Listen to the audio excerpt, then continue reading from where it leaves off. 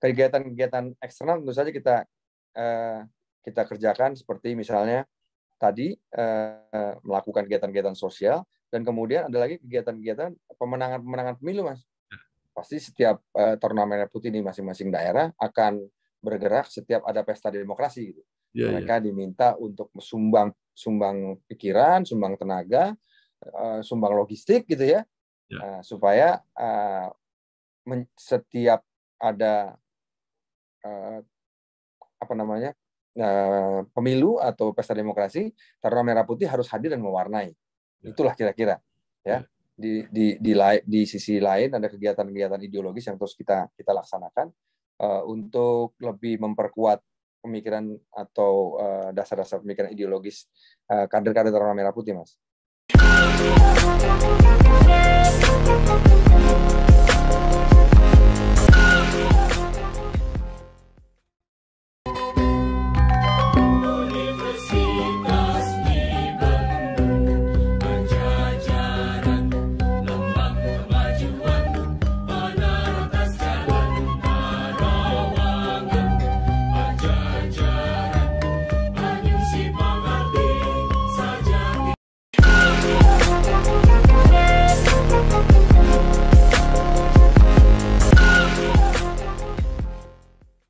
Assalamualaikum warahmatullahi wabarakatuh.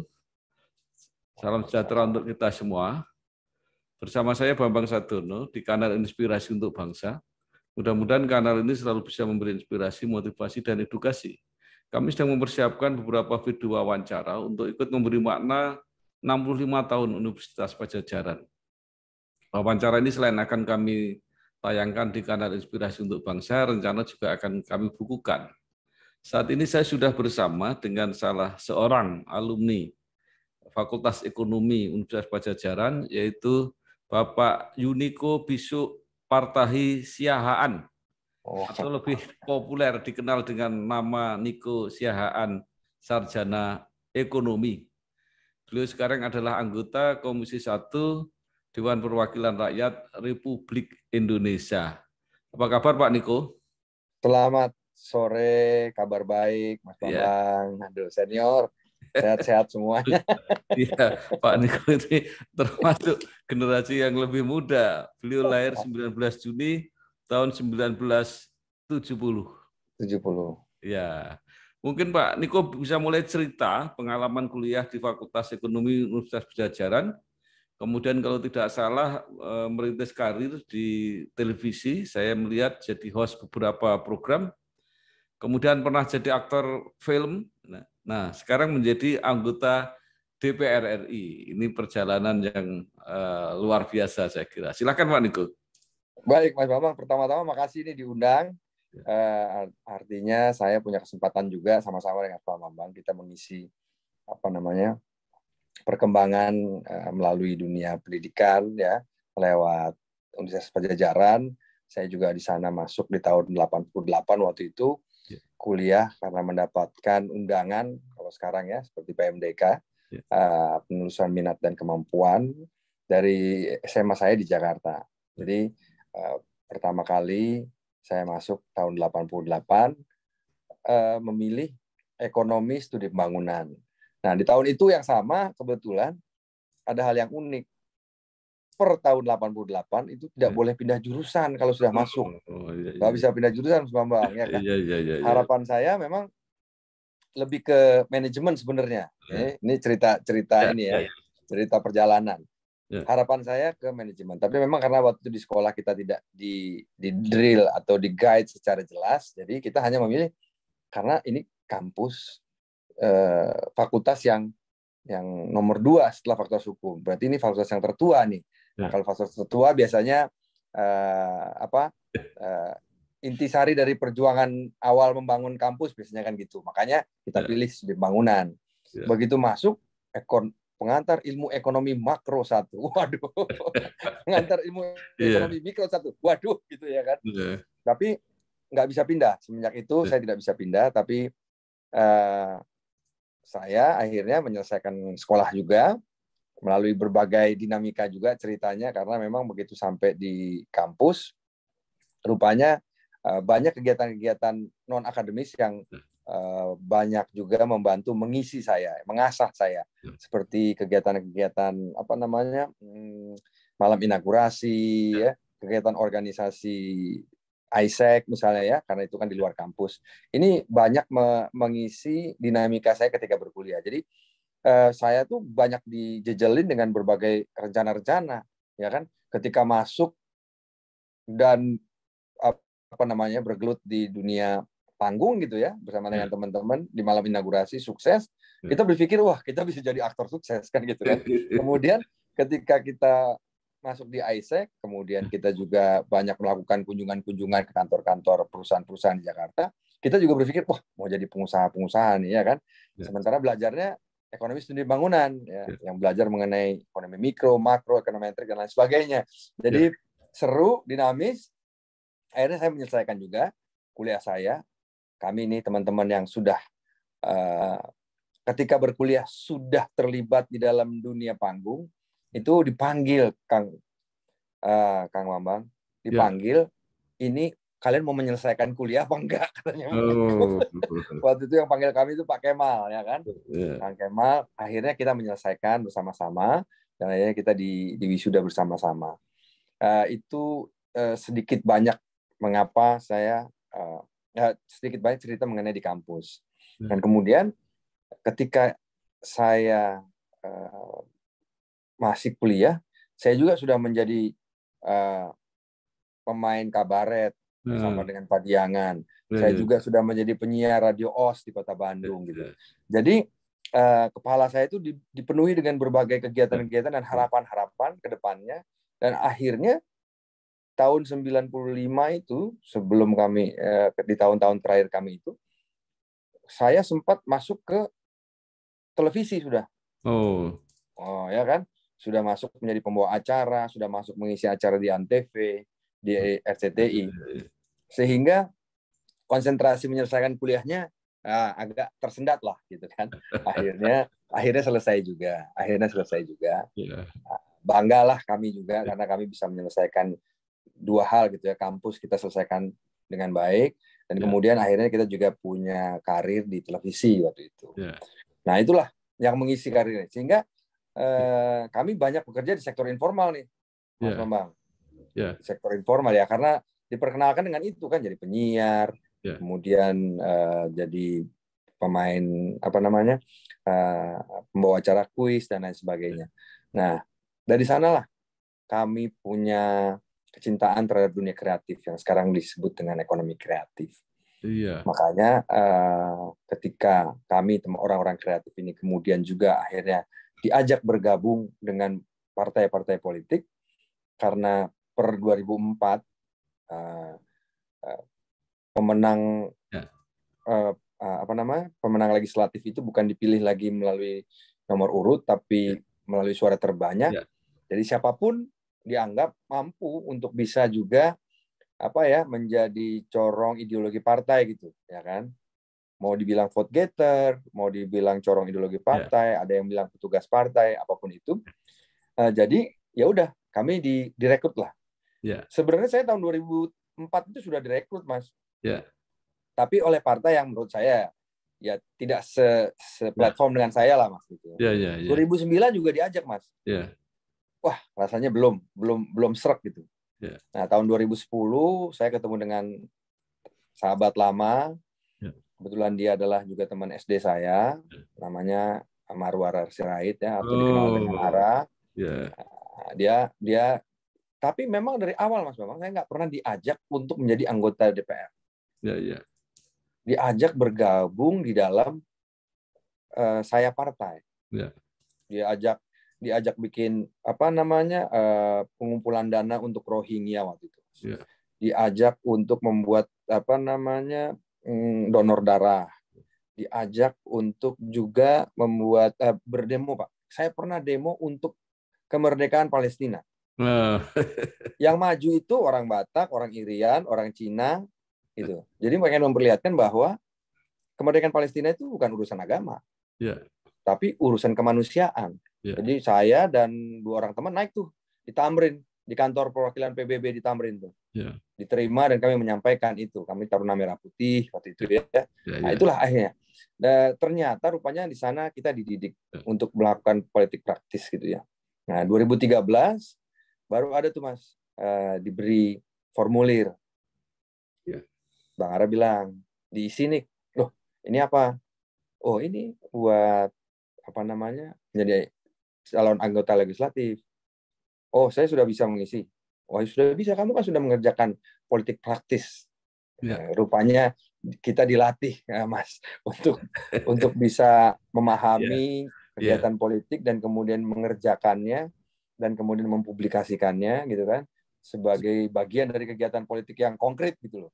Ya. Nah, kelihatannya ada yang terlewat sedikit itu, yang menjadi aktor film itu tidak diceritakan. Kayaknya Mas Bambang terkesima dengan peran saya di film Arisan itu ya. karena itu unik Mas, karena yang membuat film itu adalah sahabat SMA saya, namanya Nia Dinata. Membuat film Arisan mengenai kehidupan pasangan gay di Jakarta. Kemudian saya dijadikan mendapatkan peran seorang pria yang tidak setia, ya kan, tidak setia gitu ya. Nah, saya juga nggak tahu saya kenapa mendapat peran itu gitu. Tapi karena yang mau memberikan teman saya, dan saya rasa ya nggak, kalau semua orang mau jadi tokoh protagonis, nggak akan ada film, nggak akan laku kan gitu ya Mas ya. Nggak apa-apa, saya jadi tokoh antagonisnya gitu loh Mas. Saya Mindo Sianipar dengan ini mengucapkan selamat kepada Bangsa TV yang dikomandani oleh Pak Bambang Sadono. Kiranya Bangsa TV bisa melanjutkan program-programnya yang memberikan inspirasi buat bangsa ini. Terima kasih. Merdeka. Oke. Nah, sekarang gini, pengalaman switch dari dunia seni, dunia media, kemudian masuk ke dunia politik, itu memang banyak, beberapa banyak, tapi beberapa juga merasa nggak tahan gitu ya. Jadi satu kali periode aja udah nggak kuat lah keluar gitu. Banyak juga yang nyaman gitu ya. Bagaimana untuk Pak Niko sendiri?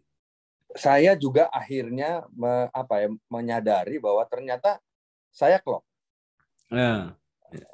Kenapa?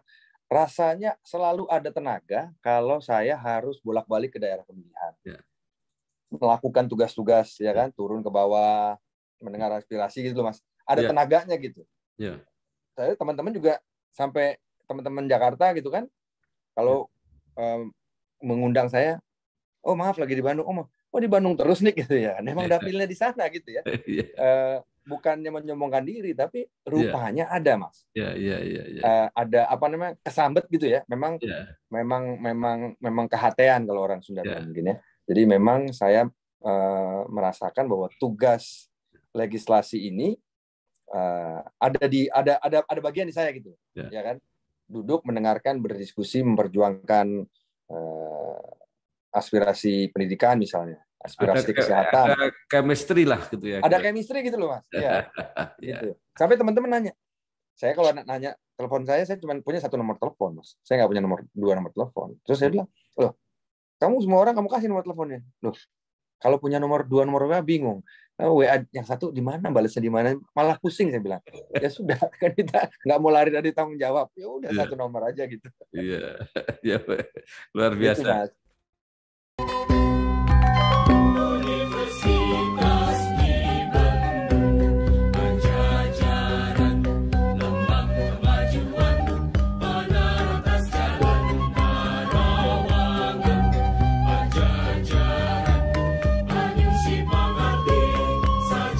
Kemudian sekarang Pak Niko sudah berada di Komisi 1, yang ini juga linier ya, artinya banyak bergerak dulu di bidang penyiaran, sekarang di Komisi 1 yang bidangnya juga ngurus penyiaran.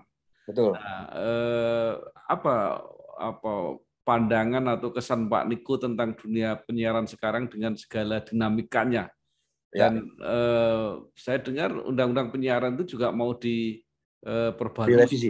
Ya, mungkin Pak Niko bisa cerita, silakan. Jadi gini, ketika saya pertama kali masuk, saya ditanya, jadi mau masuk komisi berapa?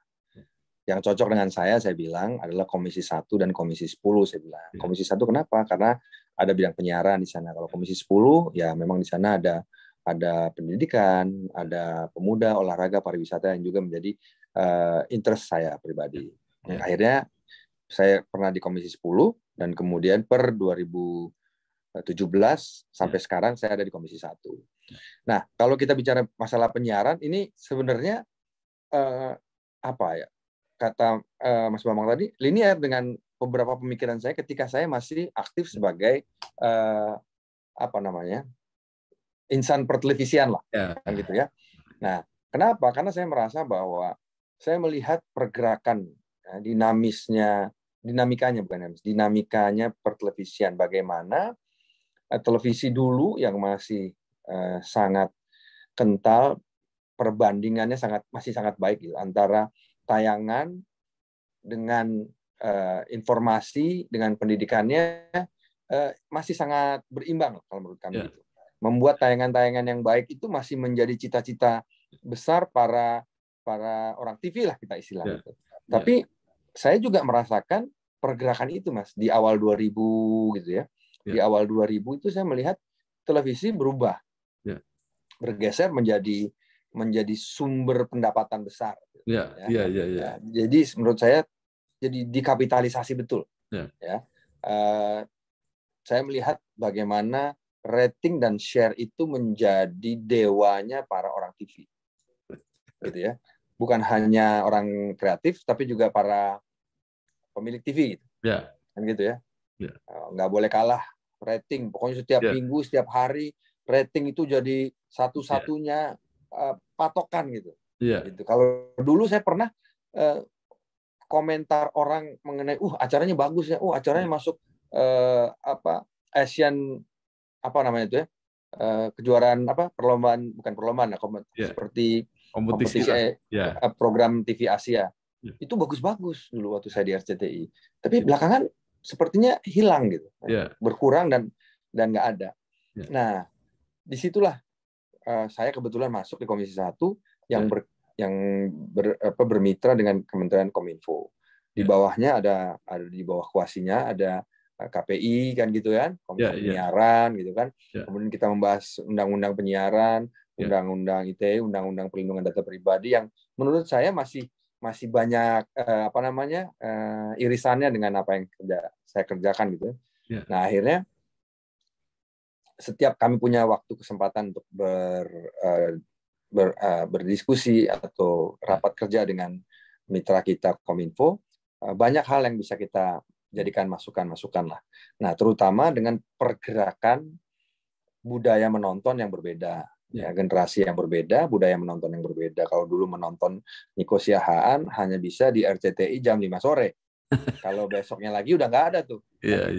Kalau sekarang mau nonton tengah malam, mau nonton yang zaman dulu, bisa semua disaksikan. Jadi gaya menontonnya bisa anytime, anywhere, ya kan?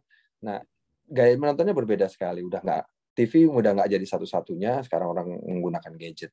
Tapi di sini tantangan barunya juga datang.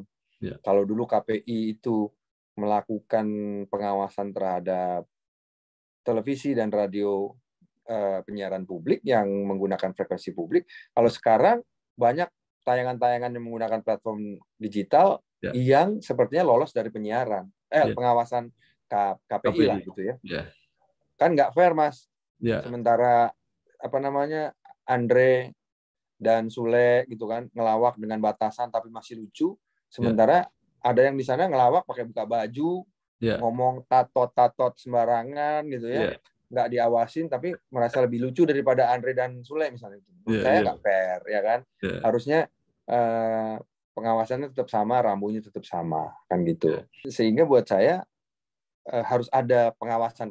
Belum lagi kekerasan, pembunuhan, bullying, ideologi. Nggak ngerti loh, banyak sekali, Mas, yang perlu diawasi.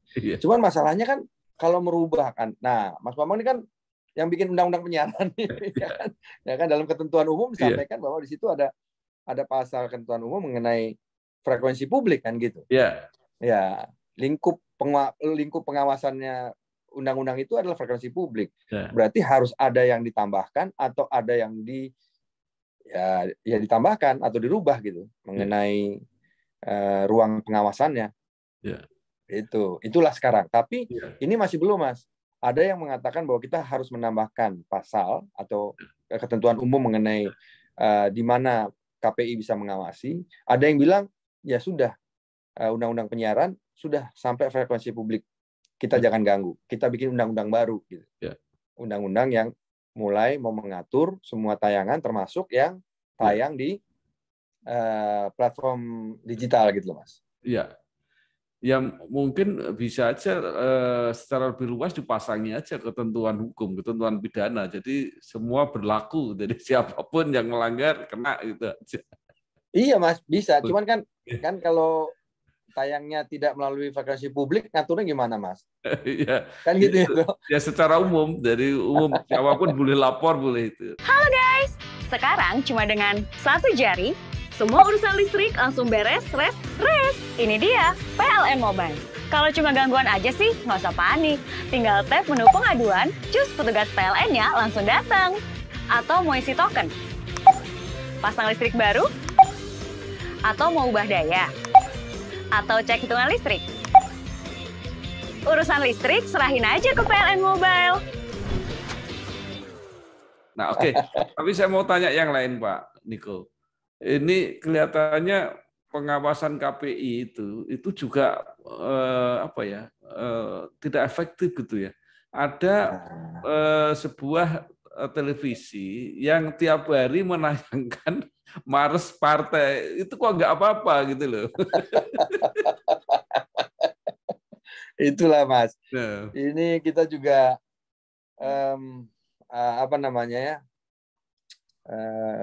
pengawasan kami terhadap KPI juga banyak tuh, Mas ya. Termasuk mengenai bagaimana cara melihat melakukan peringatan-peringatan. Tapi sering sekali peringatan-peringatan itu diakalin gitu loh, Mas. Diakalin aturannya. Kemudian kalau misalnya peringatan tersebut bukan ditentang, Mas, tetapi dia mau mengajukan banding terhadap keputusannya. KPI-nya nggak punya duit buat ke pengadilannya. Jadi paling-paling kita sampai begini di banyak masalah itu, saya wawancara dengan teman-teman yang lain.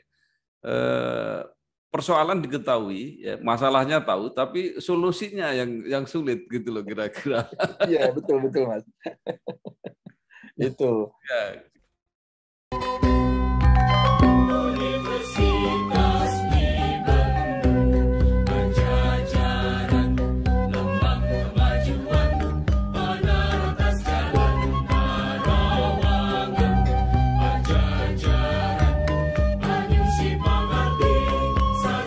Kita pindah ke masalah lain, Pak Niko. Nah, yang saya juga banyak baca yang Pak Niko juga kelihatannya concern di situ, itu rancangan undang-undang perlindungan data pribadi. Ini kan orang gelisah nih. Kenapa kok nggak selesai-selesai gitu loh? Ya. Jadi kita jujur ngomong, Mas. Ini kalau kita bicara perlindungan data pribadi, pasti banyak yang punya kepentingan besar. Ya kan? Siapa yang pertama paling punya kepentingan besar ya? Kalau kita bilang kepentingan besar ya, selain pemerintah, yaitu adalah perusahaan-perusahaan yang memang sebagian besar tugasnya adalah mengumpulkan data secara masif. Mereka pasti, ini kita bilang industri ya, industri yang mengumpulkan data ini, mereka kan pasti khawatir sekali ada pasal-pasal yang akan membuat mereka sangat sulit nantinya, ya kan? Sehingga mereka melakukan pendekatan sana kemari kan gitu. Termasuk juga mungkin adalah berbicara mengenai bagaimana otorita itu jangan masuk ke badan yang baru misalnya gitu. Ya kan? Nah, kan harus ada wasitnya nih, Mas. Pertanyaannya wasitnya siapa? Kalau saya dan kami di fraksi PDI Perjuangan itu kami bilang wasitnya yang ini dong, wasitnya yang kuat, sekuat OJK, sekuat KPK, kan gitu ya kan. Jadi menerima anggaran dari negara, tapi ada independensinya gitu. Ya. Supaya nggak pakai gitu loh, Mas. Ya. Gitu ya kan. Kayak kasus BPJS sekarang. Kalau kasus BPJS sampai sekarang nggak ada hasilnya.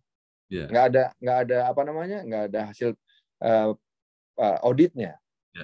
Ya kan. Kasus-kasus kebocoran tuh nggak ada auditnya, sehingga kita mau ada di badan. Nah, badan ini kemudian, nah kita bisa awasi, semua kita bisa mengawasi kan gitu. Mungkin bisa begini, bisa dapat hadiah itu. Transaksinya begini, hadiahnya begitu. Transaksinya begini, hadiahnya begitu. Ya, kelihatannya kalau fraksi-fraksi kan kompak kan pendapatnya itu. Kan bedanya cuma dengan pemerintah kan. Justru Mas, ini pemerintah dalam hari ini perwakilannya, menterinya, Menteri Kominfo itu nggak mau. Iya. Ya. Tapi kan kalau vote kan pemerintah nggak pernah diajak. Jadi kalau Purna itu kan vote kan pemerintah nggak ikut vote. Jadi terserah para fraksi-fraksi kan. Bukan Mas, kan kalau gitu kan harus pemerintah setuju. Kalau pemerintahnya nggak setuju, nggak dilanjutin pembicaraan kan. Walaupun kita kan, walaupun sebagai pembuat undang-undang tetap aja mitranya harus setuju. Kalau nggak setuju nggak jadi barang. Itu kelihatannya kata-katanya bukan pemerintah setuju kok, cuma dibahas bersama. Keputusannya tetap di DPR sebenarnya. Iya, tapi kan ketika membahas pasal kan harus digedok kanan kiri, Mas. Namanya dibahas bersama ya. Oke, baik.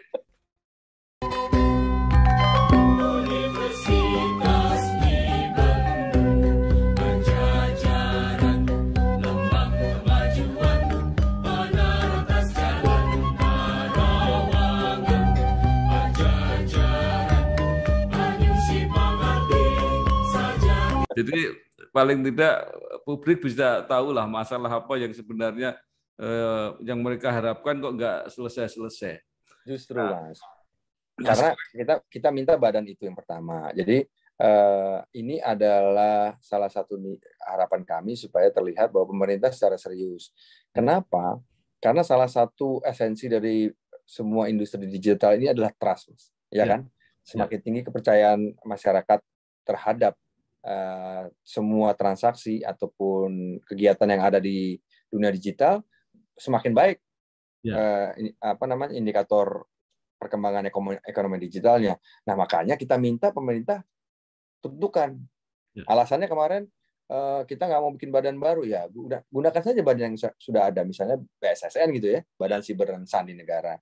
Menurut saya masih sangat pas gitu, BSSN untuk menjadi wasit dari semua dispute yang terjadi di dunia digital misalnya. Itu salah satunya. Saya, Sasongko Tejo, mengucapkan selamat ulang tahun yang kedua kepada Bangsa TV dan kanal YouTube Inspirasi Bangsa dan Inspirasi Jawa Tengah yang dikelola oleh Bambang Sadono, wartawan senior.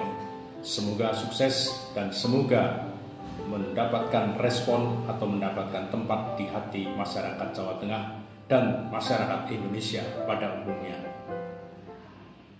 Ya, nah sekarang bicara mengenai dunia digital ya, era digital, komunikasi digital ini. Ini kan masyarakat kan sangat membutuhkan dan pemerintah juga aktif melakukan gerakan literasi untuk mengajari masyarakat ini. Nah, menurut Pak Niko, sejauh apa ini? Saya melihat sampai bulan Mei ini gerakan literasi yang tadinya massal di tahun yang lalu sekarang belum muncul lagi. Oh, gerakan literasi digital, Mas. Kalau kami setuju, Mas. Kan gini, setiap perkembangan teknologi pasti akan dibayang-bayangi dengan permasalahan-permasalahan yang akan terjadi. Pastilah itu. Sehingga kalau kita tidak segera mengisi para pengguna internet yang tersambung, kan gitu kan? Bakti ini badan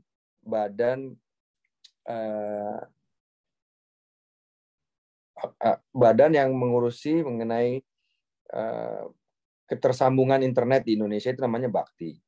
Nah, kalau kita membangun ribuan desa di seluruh Indonesia tersambung oleh internet, tetapi para penggunanya nggak mempunyai kecerdasan internet, gitu ya, kecerdasan digital, kebayang kita nih udah jadi market aja, udah pasar besar aja gitu. Sehingga menurut saya literasi digitalnya ya harus sekuat kita membangun sarananya gitu. Nah, apalagi sekarang menurut saya dengan adanya, ini kalau kita bicara Kementerian Pertahanan nih Mas, jadi kan mengenai pertahanan nasional, kita juga harus berpikir bagaimana sekarang ada perang asimetris, ya kan, proksi, yang artinya negara-negara itu nggak usah datang dan menghancurkan Indonesia secara fisik, cukup memasukkan pesan-pesan yang merusak melalui jaringan internet, kita sudah bisa menjadi hamba mereka, kira-kira begitu. Jadi menurut saya penting sekali membina manusia Indonesia yang saat ini pendidikannya juga belum merata gitu. Jadi ini berjalan bersamaan lah. Artinya kalau kita tidak bisa mendidik melalui sekolah yang belum merata, paling tidak literasi digitalnya jangan ketinggalan sekali.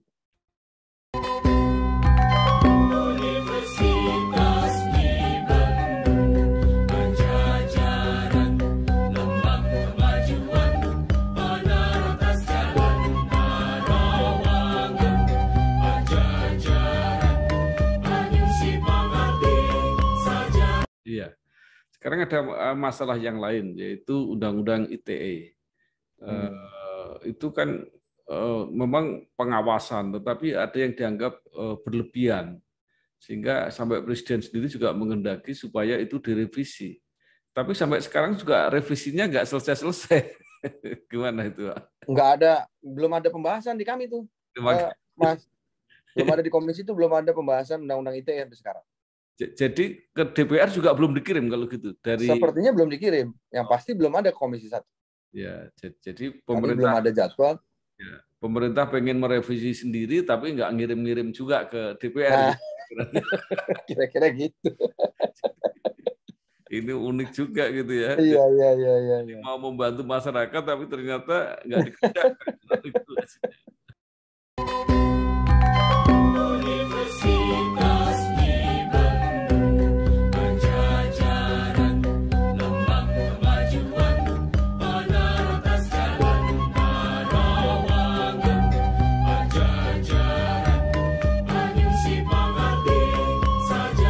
Oke, nah sekarang kembali tadi saya ingin menyinggung bahwa awal mula Pak Niko ini kan aktif di Taruna Merah Putih. Kita tahu itu yang memimpin Pak Ara ya. Nah sebenarnya tadi sudah digambarkan kegiatannya itu ya, kegiatan-kegiatan kemasyarakatan, pengabdian sosial dan sebagainya. Mungkin bisa diperjelas apa itu sebenarnya yang dikerjakan sampai saat ini. Jadi ada beberapa kegiatan yang kami klaster lah ya.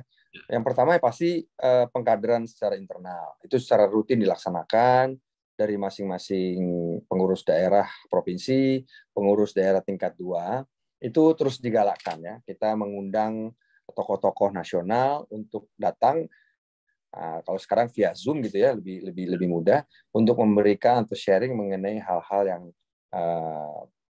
akan memperkaya kader-kader Taruna Merah Putih. Misalnya seputar korupsi, anti korupsi, bagaimana dengan pandangan terhadap Pancasila dan nilai-nilai kebangsaan dan lain sebagainya. Itu internal kita laksanakan. Kemudian kegiatan-kegiatan eksternal tentu saja kita kerjakan seperti misalnya tadi melakukan kegiatan-kegiatan sosial, dan kemudian ada lagi kegiatan-kegiatan pemenangan pemilu, Mas. Pasti setiap Taruna Merah Putih di masing-masing daerah akan bergerak setiap ada pesta demokrasi gitu. Mereka diminta untuk sumbang pikiran, sumbang tenaga, sumbang logistik gitu ya, supaya setiap ada pemilu atau pesta demokrasi, Taruna Merah Putih harus hadir dan mewarnai. Itulah kira-kira ya. Di sisi lain ada kegiatan-kegiatan ideologis yang terus kita laksanakan untuk lebih memperkuat pemikiran atau dasar-dasar pemikiran ideologis kader-kader Taruna Merah Putih, Mas. Ya, jadi kesimpulannya atau ringkasnya gitu, Taruna Merah Putih itu sayapnya PDIP gitu ya kira-kira. Saya pemudanya. Saya pemuda PDIP. Ya, saya pemuda PDI Perjuangan.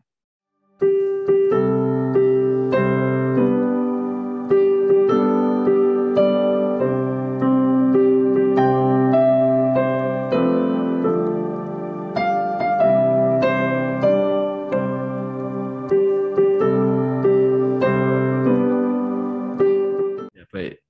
Nah, sekarang kembali ke Unpad. Jadi Pak Niko tadi cerita kuliah sudah bisa kegiatan macam-macam gitu. Yang saya bayangkan kuliah tapi sudah dapat duit juga gitu ya kira-kira. Ya, betul Mas.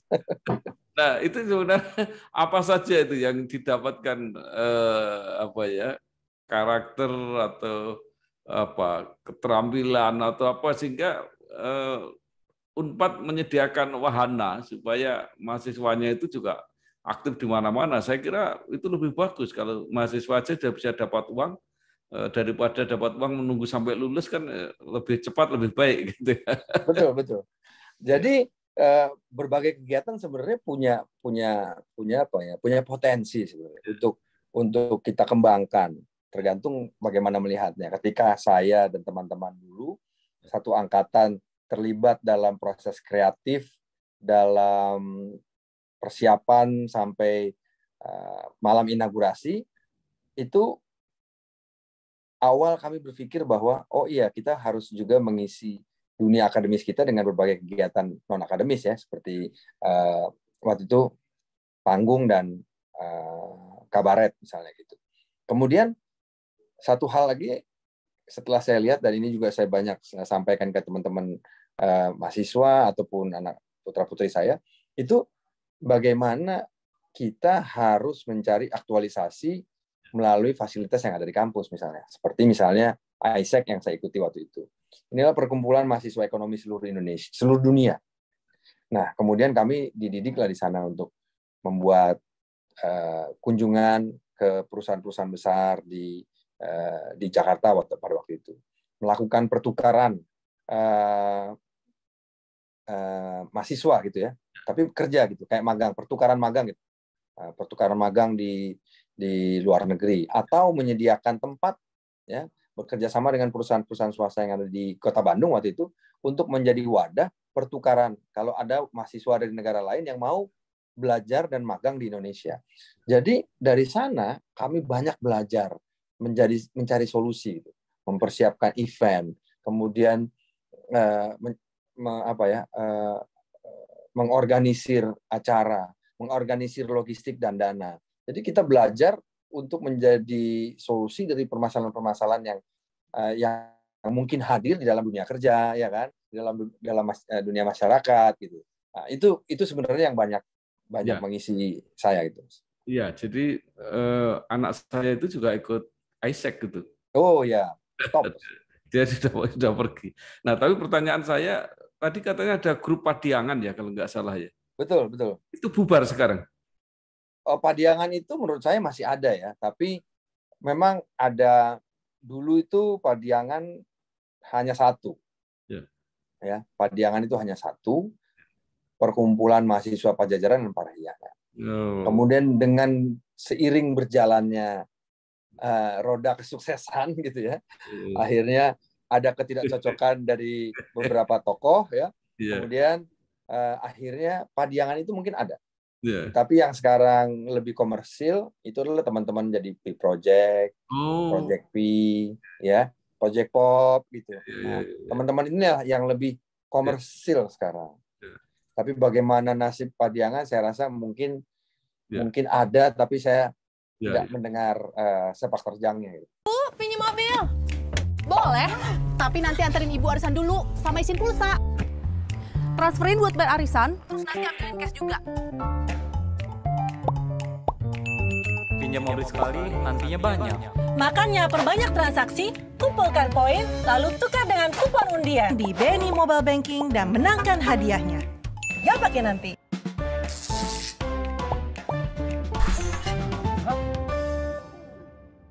Ya, itu biasa terjadi di mana-mana, di partai juga. Paham lah Mas Bambang. Ya, baik. Terakhir Pak Niko, Nah, setelah berbagai pengalaman ya mengarungi samudra kehidupan berbagai hal itu, apa saran Pak Niko terhadap teman-teman mahasiswa atau kampus lah gitu ya? Apakah persiapan di kampus itu masih cocok nggak dengan dunia yang ada saat ini? Ya. Baik, kalau saya ingat Pak Jokowi pernah datang kalau nggak salah, Unpad pernah menyampaikan, pernah kalau nggak salah, saya juga ada di sana. Kemudian menyampaikan bahwa, perlu ada nih prodi baru, kan gitu kan. Nah, kalau kita melihat perkembangan zaman ini sekarang pesat sekali. Kalau saya merasa bahwa kalau kita tidak bisa mengejar prodinya, paling tidak kita bisa mendidik basisnya, yaitu adalah perhatian, empati terhadap masyarakat, ya. Sehingga kalau ada empati di sana ada mendengarkan aspirasi, mencari solusi dan lain sebagainya. Dan kemudian critical thinking, Mas. Karena critical thinking ini bisa dipakai di era mana saja, mau industri 4.0, mau 5G nanti, 6G. Kalau kita punya keterampilan berpikir gitu ya, kecakapan berpikir, apalagi ada kecakapan digital, saya yakin kita nggak akan pernah ketinggalan gitu. Kita nggak akan pernah ketinggalan. Kita pasti akan survive seiring dengan waktu. Saya menghargai dulu KKN kita ya. Sekarang juga Fakultas Ekonomi sekarang banyak bekerja dengan UMKM gitu. Artinya kampus memang tidak boleh hanya berdiri sendiri sebagai center of excellence dan menghasilkan orang-orang yang memang cerdas, pintar dan inovatif gitu. Tapi juga tidak boleh melepaskan dirinya dari permasalahan yang ada di masyarakat. Saya pernah datang ke satu kampus, Mas. Saya nggak usah sebut namanya. Waktu itu saya masih di Komisi 10. Saya tanya sama mahasiswa, ada yang punya BPJS nggak di sini? Saya tanya. Yang ngangkat tangan cuma 1-2, Mas. Yang tidak angkat tangan saya tanya, BPJS tahu nggak? Nggak tahu, Mas.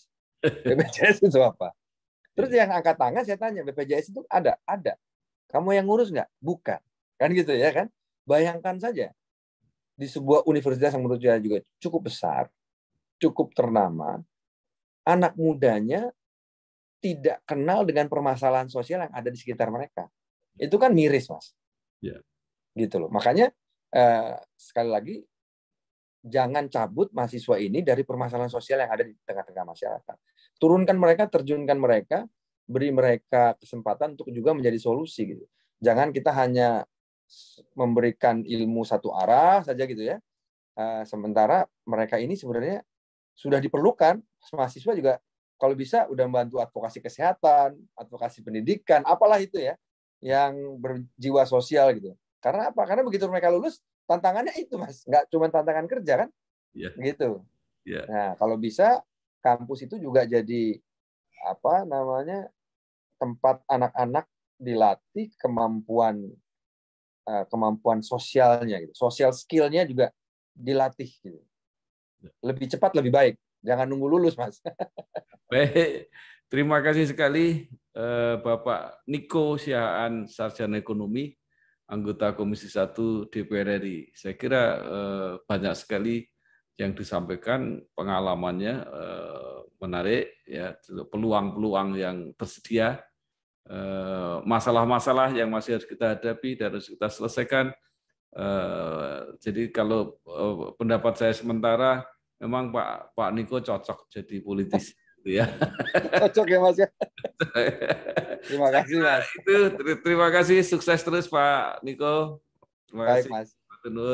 Wassalamualaikum warahmatullahi wabarakatuh. Salam. Waalaikumsalam. Ya, terima kasih.